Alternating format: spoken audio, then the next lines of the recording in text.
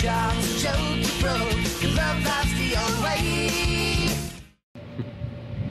Hey everyone, my name is Caden Gates, and I would like to welcome you to the Prep for Greatness workshop video, where alongside my fellow state officers, we'll be talking to you about what you can expect during your year of service and the behind-the-scenes logistics of a state officer.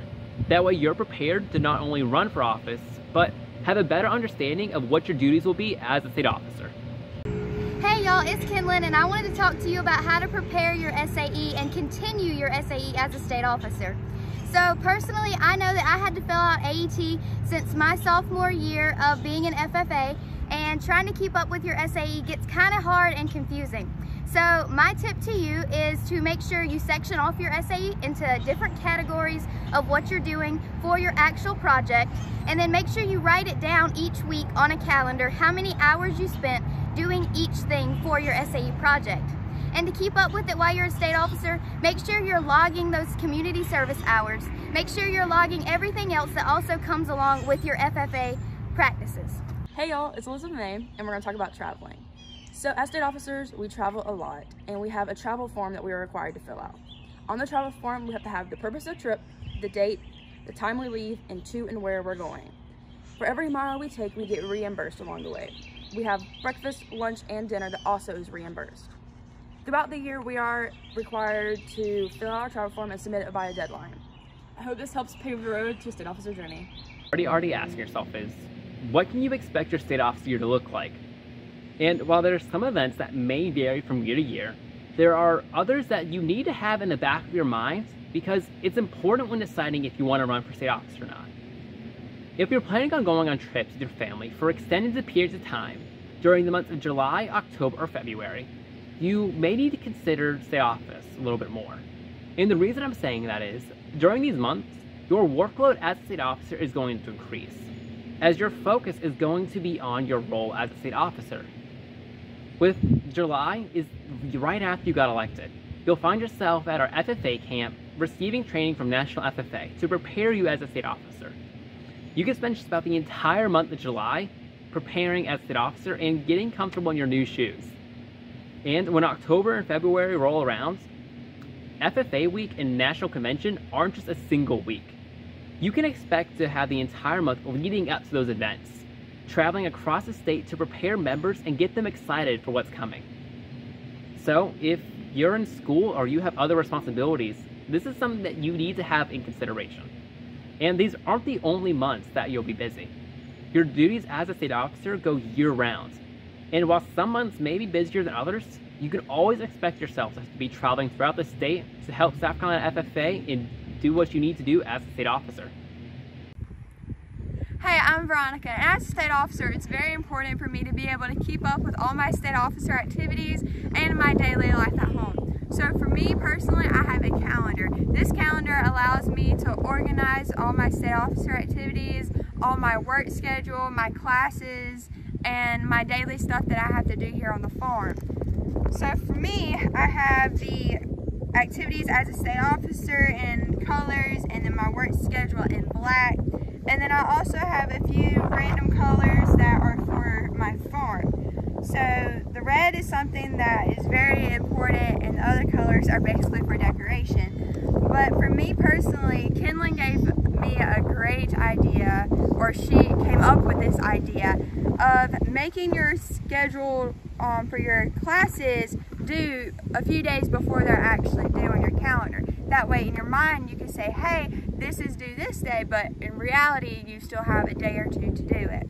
That way you avoid procrastination and you're able to get your assignments turned in on time. Because as a state officer, you might miss some classes, and being able to keep up with your schoolwork and be able to make those connections with your professor is very important during your state officer year.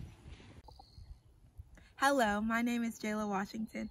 I'm your Region 4 State Vice President from the Low Country Leadership FFA chapter. And today I'll be talking about state office while in high school. I am a senior this year and many things have arisen, such as my parents not wanting me to drive by myself. So you need to talk to your parents beforehand so that they can tell you if you are allowed to drive by yourself.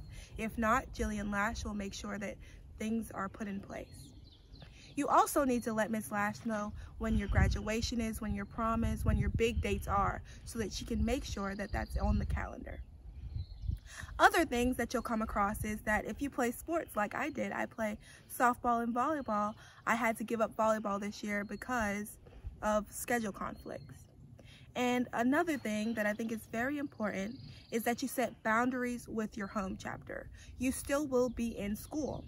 So you need to, I am still a part of your chapter, but I am still a state officer and you need to be in that role.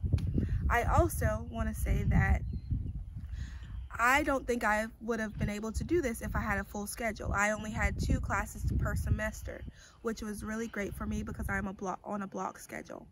So just think about it really long and hard if you can really take on this challenge.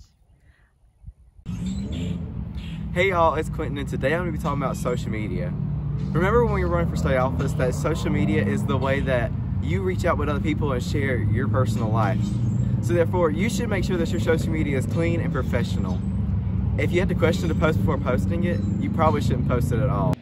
From the moment you get elected into office into the moment you retire, you don't stop growing. Being a state officer will have an impact on your life no matter where you find yourself. And we wanted to share with each and every one of you how it's impacted our lives individually. For me, it was being an introvert at first.